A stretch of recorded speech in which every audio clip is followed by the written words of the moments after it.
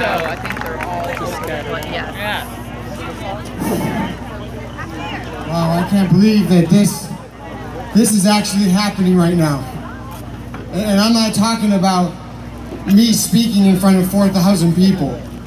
I'm talking about 4,000 people breaking down those denominational walls that divide us and coming together as one body for Christ. One voice to praise our risen Savior. This is what church was intended to look like.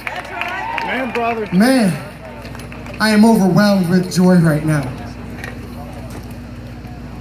Well, to get started on my testimony, I guess my most vivid memory of my childhood was me being at my mommy's funeral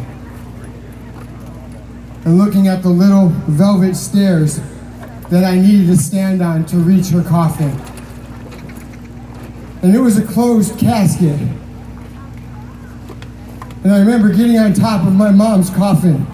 And I remember laying on top of my mom's coffin and taking my hand and hitting it and saying, "Mom, please wake up. Mommy, please wake up. Mommy, I need you. Mom, please don't leave me." And that would be a reoccurring thing throughout my entire life. That feeling of abandonment. I experienced a horrible tragedy as a child.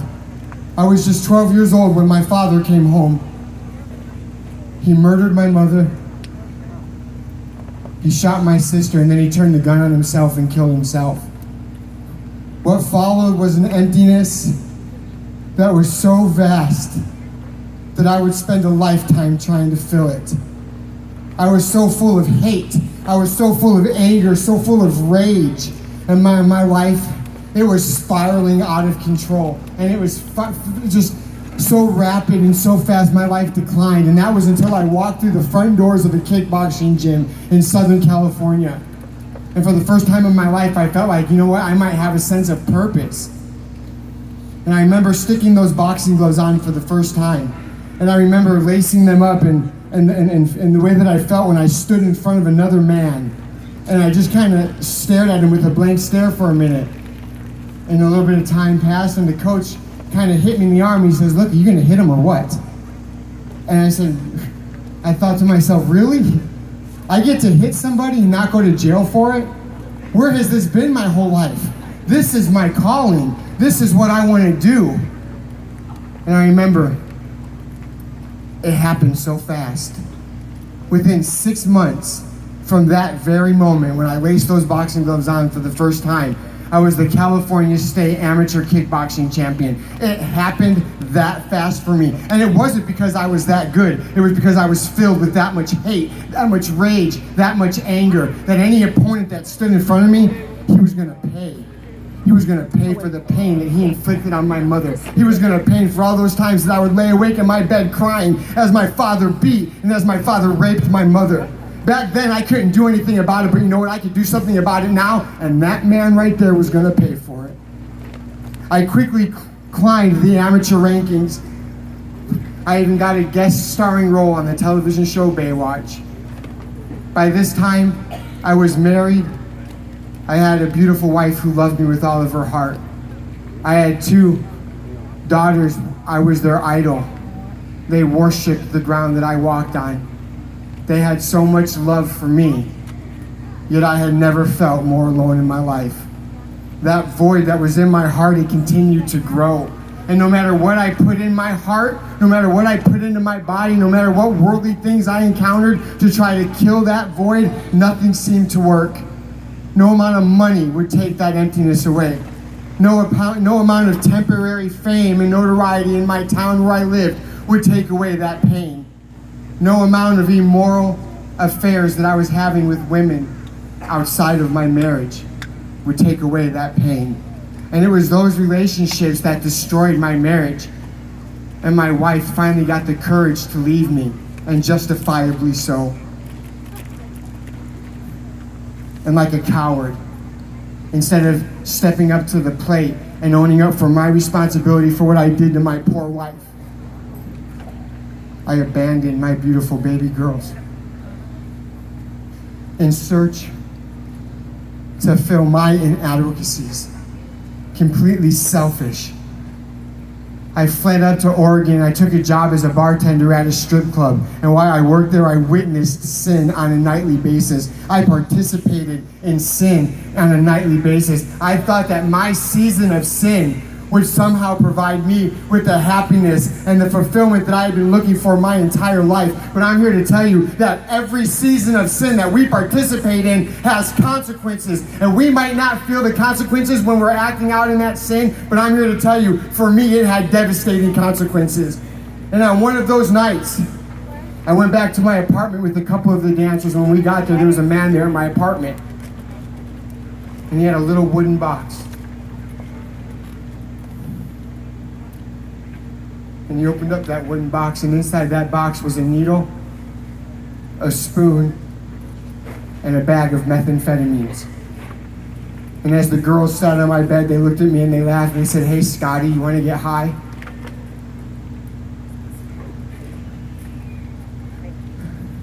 I knew that I didn't want to feel this way anymore. I knew that I was tired of being empty. So yeah, I'll do whatever it takes. And I put my arm out for the first time. And I watched that needle go into my arm. And I watched as he pulled the plunger back as the blood mixed in with the methamphetamines. And I watched as he pressed that plunger down and the meth entered my bloodstream. I grabbed my chest. I couldn't breathe as the dope hit my heart. I gasped for a breath of air. I started coughing. It was as if Satan himself grabbed me and squeezed the air out of me. An immense heat radiated over my entire body as I slid down the wall, and I could almost hear Satan whispering in my ear, "You wanted happiness? Here it is." But I'm here to tell you that Satan's a liar. Satan doesn't want to give you happiness. Satan doesn't want to make you feel good. Satan seeks to destroy and kill you. And you know what? That brief moment of pleasure that I experienced on that night turned into 3 years of pain and misery. That once proud champion with a gold belt around his waist, with a wife and family who loved him with all of his heart, with a nice house and nice cars, would spend the next 3.5 years of his life homeless. I would get my food out of a dumpster behind Pizza Hut because if I was lucky, they would throw away an entire pizza after the lunch buffet. And then God showed up. And then God showed up in a mighty way. I was getting ready to walk into a dope house, and let's be honest, it was probably for the last time. I had already contracted hepatitis C from dirty needles. I was one hit away from an overdose. And there was a pastor that was going down to the shooting galleries to minister to the addicted, to minister to the homeless. And he stood right in front of that shooting gallery, and he handed me a package of Starburst candy with a Bible tract. Man, I was done. I didn't want to be this person anymore. I wanted to mend the broken relationships in my life. I wanted to stop chasing that bag. But I was sick, and I needed to get high, and I walked away from that young preacher. And then Jesus showed up in the form of the Longview Police Department. And I got arrested on an outstanding warrant. And I served just enough time in jail to come to my senses. And I realized that I didn't have to be this person anymore. And I got out of jail, and I stayed clean and sober. I found Alcoholics Anonymous. I found Narcotics Anonymous. I became employable, and I got a great job. The Lord blessed me with a beautiful wife who's sitting here in the audience today, who I love with all of my heart. We had 2 beautiful sons together. I spent 7 years clean and sober, building my little empire. But what I wasn't doing is I wasn't building my relationship with him. I wasn't building that solid foundation, so when the storms of life came, I would have something to rebound with. And let me tell you, the storms came and they came hard. Our baby died. And that's all that Satan needed, to come into my family and to tear my marriage apart. And I remember when my wife left, I was on my living room floor with my head up in the air saying, "God, please don't do this to me again. God, please don't take another one away from me. Jesus, your will be done in my life. What is it going to take to bring my wife home?" And I'm here to tell you that my God is faithful. I serve a mighty God. I serve an awesome God. I serve a God that's going to redeem our lives from the pit of destruction. I serve a God that mends broken relationships and heals the brokenhearted. And God heard my prayers. And you know what? My wife heard God. Several months later, I got a phone call from my wife. He had been speaking to her. And we slowly began to mend our relationship.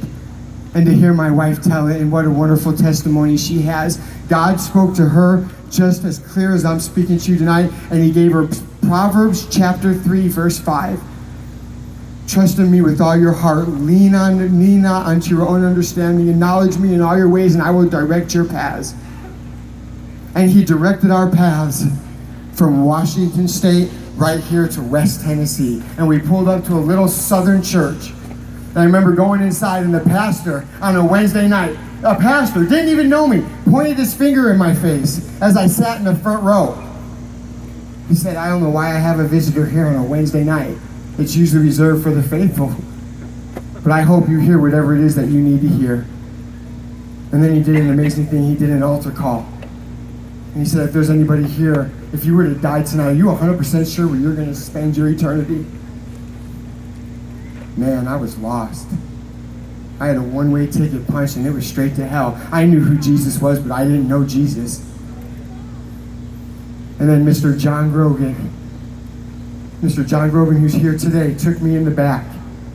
And he opened up the Bible, and he showed me with God's word how I could experience peace. How I could get rid of that void that was in my heart. And he showed me that whosoever calls upon the name of the Lord shall be saved. And I remember I asked Jesus into my heart on that night. Man, and I'm going to tell you right here, putting a needle in my arm and shooting dope in my veins doesn't hold a candle to the euphoria I felt when Jesus Christ came into my heart and wiped me clean with his atoning blood. I no longer had to feel guilt for the sin that was once in my life. I no longer had to feel sin for what it had done to me. I was a new creation. I had been completely transformed. I walked out back and I had a new purpose in my life. I had the only purpose in my life, and that was to tell as many possible people I can about my Lord and my Savior, Jesus Christ. Amen. I experienced peace for the first time in my life. And if you're here and you want to experience that peace, if you want to experience that joy, if you have a void in your heart, I'm telling you right now, there's only one thing that's going to get rid of it. And that's Jesus Christ. And there's somebody here tonight that can tell you exactly how to do that. Man, I'm getting all jumpy. It is my privilege and honor to introduce Scott Dawson.